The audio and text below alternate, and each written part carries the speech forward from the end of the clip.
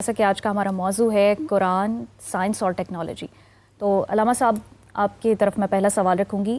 اسلام جو ہے وہ ایمان بالغیب کی بات کرتا ہے، یعنی بغیر دیکھے ہمیں یقین رکھنا ہے، اعتقاد رکھنا ہے، جبکہ سائنس جو ہے وہ تجربات اور مشاہدات کی بنیاد پر جو ہے وہ حق اور سچ کو مانتی ہے۔ تو کیا یہ سچائی کے دو الگ الگ راستے ہیں یا کہیں پر جا کر مل بھی جاتے ہیں؟ اعوذ باللہ من الشیطان الرجیم، بسم اللہ الرحمن الرحیم۔ یعنی اگر آپ کے کویسچن کو تھوڑا واضح کیا جائے تو آیا ان کا آپس میں ربط ہے یا ربط نہیں ہے؟ چونکہ قرآن مجید کہتا ہے کہ وحی اترتے ہوئے ہم نے نہیں دیکھا، رسالت میں آپ نے فرمایا میرے اوپر یوں وحی آتی ہے، ہم نے مان لیا۔ اچھا، جبرائیل یوں آنا جانا ہمارے پاس رہتا ہے، ہم نے مان لیا۔ یعنی غیب کی بہت ساری چیزوں پر ہم ایمان رکھتے ہیں، جبکہ سائنس تجربات کرتی ہے۔ جی، میں پہلی بات، یہ بہت اہم عرصہ دراز سے یہ جو موضوع ہے یہ مورد بحث رہا ہے، بالکل۔ تو اس کے حوالے سے بہت ساری معروضات ہیں، لیکن انشاءاللہ کوشش کریں کہ کہاں تک پہنچتے ہیں۔ جی، سب سے پہلی بات کہ جدید ٹیکنالوجی جتنی بھی ہے، سائنسی ٹیکنالوجی جتنی بھی ہے، آپ یہ دیکھیں کہ اس کے جو مواد ہے اس کا خالق کون ہے؟ یعنی آج کوئی بندہ سورج کو مسخر کر رہا ہے، بندہ چاند کو مسخر کر رہا ہے، بندہ ستاروں کو مسخر کر رہا ہے، جدید ٹیکنالوجی کو کریٹ کر رہا ہے۔ یعنی اس ساری پہلی چیزوں کو موجود اور مواد دینے والا کون ہے؟ اللہ۔ اور اس سے بڑی بات نہیں ہو سکتی، اس سے بڑا اشارہ ہو ہی نہیں سکتا۔ اللہ نے جگہ جگہ پہ اپنے قرآن مجید میں بڑا واضح فرمایا، ان اللہ سخر لکم ما فی السماوات و ما فی الارض۔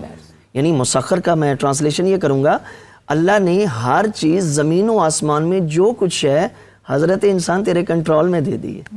تسخیر کا مطلب ہوتا ہے کہ آپ اس پہ غالب آ جاتے ہیں، وہ آپ کی مغلوب بن جاتی ہے۔ تو جب اللہ تعالیٰ نے میسج دے دیا کہ ان میں سے جس چیز کے اوپر تم دسترس حاصل کرنا چاہو تم کر سکتے ہو، تو پھر اگر آج انسان اس چیز پہ دسترس حاصل کر رہا ہے تو گویا کہ اللہ تعالیٰ نے اشارہ کیا ہے، بہت توجہ چاہوں گا، اللہ تعالیٰ نے اشارہ کیا ہے جو عقل سلیم میں نے تجھے عطا کی ہے، وہ عقل سلیم اتنی پاور رکھتی ہے کہ ان تمام چیزوں کے اوپر تو کنٹرول کرنے کی دسترت اور طاقت رکھتا ہے۔ اب دوسری بات، یہ الگ نہیں ہے، بالکل متصل ہے۔ یعنی آج اگر غیر مسلم نے بھی جدید ٹیکنالوجی کو حاصل کیا ہے تو اس کے سارے جوڑ توڑ ملیں گے جا کے خدا کی توحید سے۔ یعنی آج اگر ایک بندہ دہریہ ہے، وہ خدا کے وجود کو نہیں مانتا، لیکن جب اپنے سامنے دیکھتا ہے کوئی چیزیں بنتی ہوئی، وہ اس نہج پہ، اس نتیجے پہ پہنچ ضرور جاتا ہے کہ بنانے والا ہے لیکن اس کو نام نہیں دے سکتا۔ اس کو نام کوئی بھگوان دے دیتا ہے، کوئی کچھ دے دیتا ہے، لیکن اتنی اس کی عقل کہتی ہے کہ بنانے والا کوئی ہے، وہ بڑا سپر پاور ہے اور وہ بڑی طاقت رکھتا ہے۔ اور آج جتنی ٹیکنالوجی ہے، جب اللہ نے خود فرما دیا کہ جو جو اس کو مسخر کرنا چاہے گا یہ تیرے کنٹرول میں ہے، اس کا مطلب ہے تیری عقل ان سب چیزوں پہ غالب ہے۔ اب ہم دیکھتے ہیں کہ آیا قرآن مجید میں جدید ٹیکنالوجی کی طرف اشارے ہیں یا نہیں ہیں؟ آیات سیرت رسول اکرم صلی اللہ علیہ وآلہ وسلم میں جدید ٹیکنالوجی کے متعلق اشارے ہیں یا نہیں ہیں؟ آیا کہ سیرت اہل بیت میں، سیرت مولا علی میں، دیگر ائمہ طاہرین میں جدید ٹیکنالوجی کے متعلق اشارے ملتے ہیں کہ نہیں ملتے؟ اس کو ہم دیکھتے ہیں۔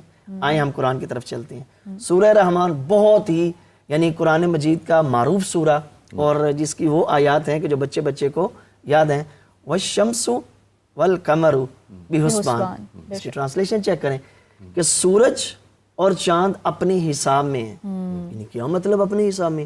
یعنی جو اللہ تعالیٰ نے سورج کا حدود اربع، ایک اس کی حد معین کی ہے، وہ اس میں رہ کے کام کر رہے ہیں۔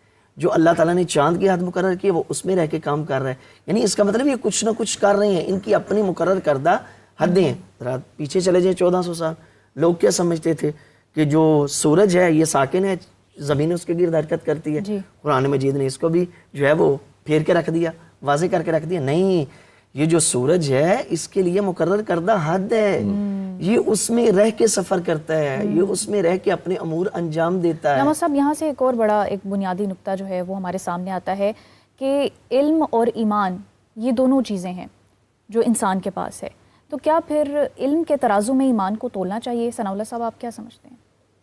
بسم اللہ الرحمن الرحیم، اللہم صلی علی سیدنا و مولانا محمد وعلی آلہ وصحبہ وبارک وسلم۔ سب سے پہلے تو آپ کا شکریہ، آپ نے اس پروگرام میں مدعو کیا، اور آپ نے جو اس کا عنوان رکھا ہے وہ ماشاءاللہ بہت زبردست ہے، بہت دلچسپ ہے۔ میں اس عنوان کے حوالے سے تھوڑی سی بات ابتدا میں کر کے پھر آپ کے کوسچن کی طرف آ جاتا ہوں۔ جی، ہمیں اس بات کو بہت اچھے سے، بہت کلیئرلی سمجھ لینا چاہیے کہ قرآن مجید کوئی سائنس کی کتاب نہیں ہے۔ صحیح۔ قرآن مجید کا بنیادی موضوع سائنس کا بیان نہیں ہے، بلکہ قرآن مجید کا بنیادی موضوع جس کے لیے وہ اترا ہے وہ انسان کی اخلاق ہے، اخلاقیات کی تطہیر ہے، تزکیہ نفس ہے. یعنی وہ سوال جو پروردگار عالم نے قیامت کے دن مجھ سے پوچھنے ہیں، ان سوالوں کی تیاری کرنے کے لیے مجھے کیا مٹیریل چاہیے، میں نے اس کی تیاری کس طرح سے کرنی ہے. بنیادی طور پر قرآن مجید اس مقصد کے لیے نازل کیا گیا ہے، یعنی بنیادی موضوع اس کا یہ ہے. اب آگے چلتے ہیں. سائنس کا بیان قرآن مجید میں بے شک ہے. نجوی صاحب نے بڑی واضح مثالیں 2-3 اس میں دیں. جی بے شک اس میں سائنس کا بیان ہے، اور ایسے حقائق بیان کیے گئے ہیں جن کو سائنس آج بالکل ایک حقیقت کے طور پر مانتی ہے، نہ صرف ڈیٹیکٹیو میتھڈ پر بلکہ مشاہدے کی بنیاد پر. یعنی وہ چیزیں صبح و شام ہم اپنے سامنے ہوتے ہوئے دیکھ رہے ہوتے ہیں، اس بنیاد پر سائنس ان کو حقائق مانتی ہے. قرآن مجید نے ان کو بیان کیا، مگر ان کو بیان کرنے کا مقصد قرآن مجید کا محض ان کا بیان نہیں تھا. اصل میں اس سے پہلے اور اس کا بعد اس کا سیاق و سباق اس بیان کا اگر آپ دیکھیں گے تو وہاں پر توحید کی بات ہو رہی ہوگی، وہاں پر آخرت کی بات ہو رہی ہوگی، وہاں پر وجود باری تعالیٰ کی بات ہو رہی ہوگی. اس کو ثابت کرنے کے لیے قرآن مجید جو ہماری آنکھوں کے سامنے سائنس کے مشاہدات ہیں، حقائق ہیں، ان کو بیان کر رہا ہوگا کہ جب تم یہ دیکھتے ہو یوں ہو رہا ہے تو اس کا مطلب ہے کہ ایک پروردگار عالم موجود ہے. تم سورج کو اپنے مدار میں تیرتا ہوا دیکھتے ہو، کل فی فلک یسبحون، یہ سارے اپنے اپنے مدار میں تیر رہے ہیں، تو اس کا مطلب ہے کوئی ان کے پیچھے ایسی فورس موجود ہے جس نے ان کا نظم قائم کیا ہے اور جو ان کے اس نظم کو برقرار رکھتی ہے.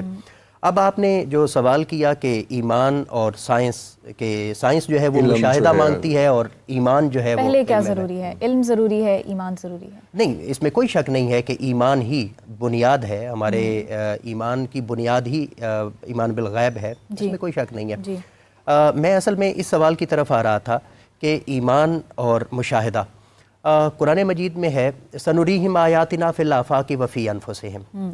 ہم ان قریب انسانوں کو ان کے اپنے نفوس میں بھی آیات، اپنی نشانیاں دکھائیں گے، اور آفاق میں بھی، انفس و آفاق میں ہم اپنی نشانیاں دکھائیں گے. تو وہ جو نشانیاں ہم دیکھتے ہیں وہ دراصل، یا ہمیں جو اللہ رب العزت دکھاتا ہے وہ دراصل ہمیں اللہ تعالیٰ کی طرف لے کے جاتی ہیں، ایمان کی طرف لے کے جاتی ہے. میں ایک ایگزامپل دیتا ہوں. سیدنا ابراہیم علیہ السلام نے اللہ تعالیٰ سے عرض کیا کہ مولا میں دیکھنا چاہتا ہوں کہ تو مردوں کو کیسے زندہ کرتا ہے. قرآن مجید نے بڑی تفصیل کے ساتھ اس واقعے کو بیان کیا. میں واقعہ بیان نہیں کر رہا، میں صرف اس کا جو حاصل ہے اس کی طرف آتا ہوں. اللہ رب العزت نے ان کے سامنے کچھ مردہ پرندوں کو زندگی دی، انہوں نے دیکھا.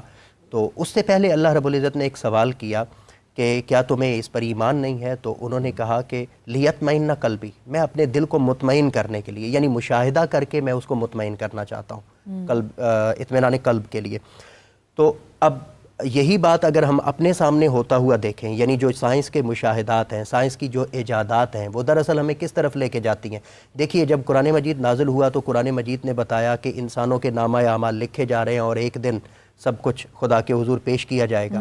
آج کی سائنس میں ہم دیکھ لیں کہ ہمارا پورے کا پورا ریکارڈ ایک ایک لمحے کا، ہماری ٹریولنگ کا، ہمارے آنے جانے کا، وہ ایک ایک چیز ہمارے سامنے موجود ہے. اگر سائنس یہاں تک پہنچ چکی ہے تو خدا تعالیٰ کے حضور تو یہ ساری طاقت انسان کو یا سائنس کو دی ہوئی خدا تعالیٰ کی ہے. دیکھنا یہ ہے کہ سائنس جاتی کہاں تک ہے. ہاں جی، تو وہ انسان کو، یعنی جب ہم یہ مشاہدات سائنس کے کرتے ہیں، سائنسی ایجادات کے، جدید ٹیکنالوجیز کے، تو دراصل جب ہم اس طرف جاتے ہیں تو یہ ہمیں دراصل ایمان کی طرف ہی لے کے جاتے ہیں اور ایمان کو پختہ کرنے کا باعث بنتے ہیں. اس میں ایک اور نقطے کو بھی اجاگر کریں گے کہ جس طرح سے سائنس کی ترقی ہو رہی ہے، ٹیکنالوجی بڑھ رہی ہے، ہم دین سے دور ہوتے جا رہے ہیں. اس پر ہم بعد میں آئیں گے انشاءاللہ.